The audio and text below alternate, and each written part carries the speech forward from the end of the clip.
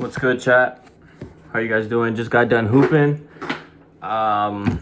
Did not put up the best performance today, but still trying to get better. I feel like I am getting better, but just really got to knock down the shot, especially when I'm open or when I'm making contested layups. Without further ado, let's get into it. I hope you guys are having a fantastic day. Before we get started, you know what it is, Think and Grow Rich by Napoleon Hill. This is going to be a long one, so get some popcorn, get something, listen ahead. Building character through autosuggestion. Being an earnest student of psychology, I know that all people have become what they are because of their dominating thoughts and desires. I knew that every deeply seated desire seeks outward expression through which it may be transmuted into reality. I knew that self-suggestion is a powerful factor in building character, that it is, in fact, the sole principle through which character is built. With this knowledge of the principle of mind operation, I was fairly well armed with equipment needed to rebuild my character. In these imaginary council meetings, I called on my cabinet members for the knowledge I wished each to contribute, addressing myself to each member to audible words as follows. Mr. Emerson, I desire to acquire from you the marvelous understanding of nature which distinguish your life. I ask that you make an impress upon my subconscious mind of whatever qualities you posed that enabled you to understand and adapt yourself to the laws of nature. I ask that you assist me in reaching and drawing upon whatever sources of knowledge are available in this end. Mr. Burbank, I request that you pass on to me the knowledge which enabled you to so harmonize the laws of nature that you caused the cactus to shed its thorns and become an edible food. Give me access to the knowledge which enables you to make two blades of grass grow where but one grew before, and held you to blend the coloring of the flowers with more splendor and harmony, for you alone have successfully gilded the lily. Napoleon, I desire to acquire from you by emulation the marvelous ability you possess to inspire people and to arouse them to greater and more determined spirit of action. Also to acquire the spirit of enduring faith, which enable you to turn defeat into victory and to surmount staggering obstacles. Empire of fate, king of chance, man of destiny, I salute you. Mr. Pine, I desire to acquire from you the freedom of thought and the courage and clarity with which to express convictions that so distinguished you. Mr. Darwin, I wish to acquire from you the marvelous patience and ability to study cause and effect without bias or prejudice so exemplified by you in the field of nature or science.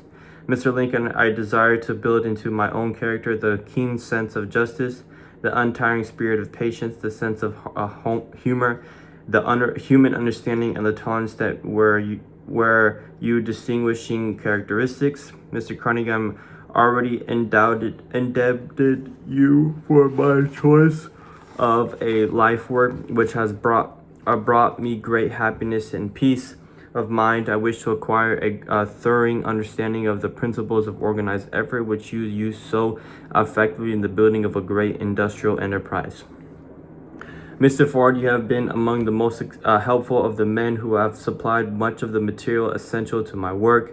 I wish to acquire your spirit of persistence, determination, poise, and self-confidence that have enabled you to master poverty, organize, unify, and simply human effort, so I may help others to follow in your footsteps. Mr. Edison, I have ceded you earnest to me at my right because of the personal cooperation you have given me during my research into the causes of success and failure. I wish to acquire from you the marvelous spirit of faith with which you have uncovered so many of nature's secrets, the spirit of unremitting toil with which you have so often wrested victory from defeat. My method of addressing the members of the imaginary cabinet would vary according to the traits of character in which I was most interested in acquiring at the time. I studied the records of their lives with a painstaking care, for after some months of this nightly procedure, I was astounded by the discovery that these imaginary figures became apparently real. Each of these 9 men developed individual characteristics which surprised me. For example, Lincoln developed the habit of always being late when walking around in solemn parade. When he came, he walked very slowly with his hands clasped behind him. Once in a while, he would stop as he passed and rest his hand momentarily upon my shoulder. He always wore an expression of seriousness upon his face. Rarely did I see him smile. The cares of a sundered nation made him grave. That was not true of the others. Burbank, in pain, often indulged in witty repartee that seemed at times to shock the other members of the cabinet. One night, Payne suggested that I prepare a lecture on the age of reason and deliver it from the pulpit of a church that I formerly attended. Many around the table laughed heartily at the suggestion, not Napoleon. He drew his mouth down at the corners and groaned so loudly that all turned and looked at him with amazement. To him, the church was but a pawn of the state, not to be reformed, but to be used as a convenient inciter to mass activity by the people. On one occasion, Burbank was late. When he came, he was excited with enthusiasm and explained that he had been late because of an experiment he was making through which he hoped to be able to grow apples on any sort of tree.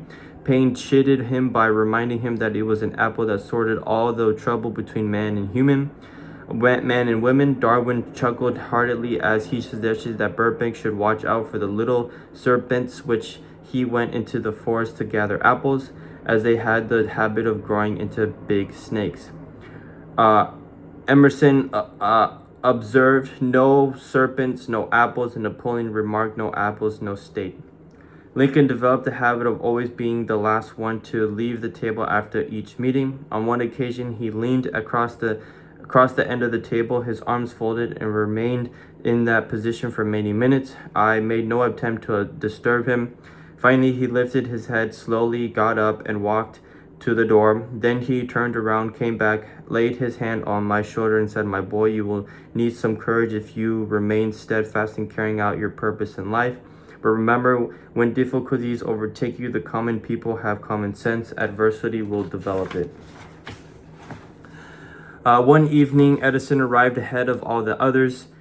He walked over and seated himself at my left, where Emerson was accustomed to sit, and said, "You are destined to witness the discovery of the secret of life. When the times come, you will observe that life consists of great swarms of energy, not entities, each as intelligent as human beings think themselves to be. These units of a life group together like hives of bees and remain together until they disintegrate. Through lack of harmony, these units have differences of opinion, the same as human beings, and often fight among themselves. These meetings which you are conducting will be helpful to you. They will bring to your rescue some of the same units of life that serve the members of your cabinet during their lives. These units are eternal. They never die. Your own thoughts and desires serve as a magnet that attracts units of life from the great ocean of life out there. Only the friendly units are attracted, the ones that harmonize with the nature of your desires." The other members of the cabinet began to enter the room. Edison got up and slowly walked around to his own seat. Edison was still living when this happened. It impressed me so greatly that I went to see him and told him about the experience. He smiled broadly and said, "Your dream was more a reality than you may imagine it to have been." He added to further explanation to his statement, "These meetings become so realistic that I started to be fearful of their consequences and discontinued them for several months. The experiences were so uncanny, I was afraid if I continued them I would lose sight of the fact that the meetings were purely experiences of my imagination.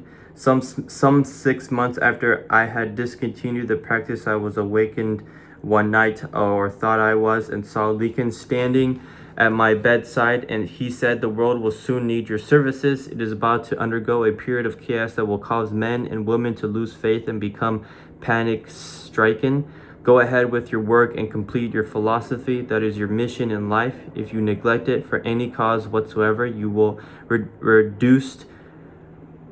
reduced to a primal state and be compelled to retrace the cycles through which you have passed during thousands of years.' The following morning, I was unable to tell whether I had dreamed this or had actually been awake. I have never once found out which it was, but I do know that the dream, if it were a dream, was so vivid in my mind the next day that I resumed my meetings that night. At our next meeting, the members of my cabinet all filed into the room together and stood at their accustomed places at the council table. Lincoln raised a glass and said, "Gentlemen, let us drink a toast to a friend who has returned to the fold." After that, I began to add new members to my cabinet. Now it consists of more than 50, among them Chris, St. Paul, Galileo, Copernicus, Aristotle, Plato, Socrates, Homer, Voltaire, Bruno, Spencer, Drummond, Kant, Schopenhauer, Newton, Confucius, Albert, Hubert, Brian, Ingersoll, Wilson, and William James. This is the first time I have had the courage to mention this. Previously, I've remained quiet on the subject because I knew from my own attitude in a connection with such matter that I will be misunderstood if I describe my unusual experience. I've been emboldened now to reduce my experience to the printed page because I am now less concerned about what they say than I was in the years that have passed. One of the blessings of maturity is that it sometimes brings one greater courage to be truthful, regardless of what those who do not understand may think or say. Lest I be misunderstood, I wish here to state most empathetically that I still regard my cabinet meetings as purely imaginary, but I still entitled to suggest that they have led me to glorious paths of adventure, rekindled an appreciation of true greatness, encouraged creative endeavor, and embodied the expression of honest thought. Somewhere in the cell structure of the brain is located an organ which receives vibrations of thought, ordinarily called hunches. So far, science has not discovered where this organ of the sixth sense is located, but this is not important. The fact remains that human beings do receive accurate knowledge through through sources others than the physical sense.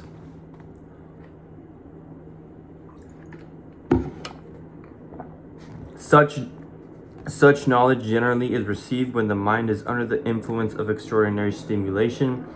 Any emergency that arises, the emotions and causes the heart to beat more rapidly than normal, and generally does bring the sixth sense into action. Anyone who has experienced a near accident while driving knows that on such occasions, the sixth sense often comes to one's rescue and aids by split seconds in avoiding the accident.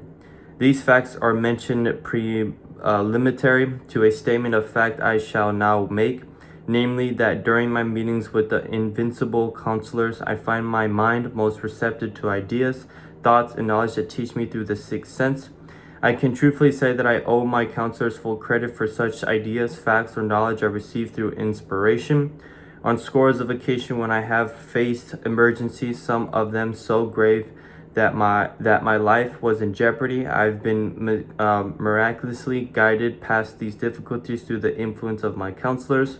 My original purpose in conducting council meetings with imaginary beings was solely that of impressing my own subconscious mind through the principle of autosuggestion with certain characteristics I desire to acquire. In some recent years, my experimentation has taken on an entirely different trend. I now go to my imaginary counselors with every difficult problem that confronts my clients and me. The results are often astonishing, although I do not depend entirely on this form of counsel. You, of course, have recognized that this chapter covers a subject with which the majority of people are unfamiliar. The sixth sense will be of great interest and benefit to the person whose aim is to accumulate vast wealth, but it need not claim the attention of those whose desires are most modest. Henry Ford undoubtedly understood and made practical use of the sixth sense. His vast business and financial operations made it necessary for him to understand and use this principle. Thomas A. Edison understood and used the sixth sense in connection with the development of inventions, especially those involving basic patterns where he had no human experience or accumulated knowledge to guide him. This was the case while he was working on the talking machine and the moving picture machine. Nearly all great leaders such as Napoleon, John of Arc, Christ, Buddha, Confucius, and Mohammed understood and probably made use of the sixth sense almost continuously.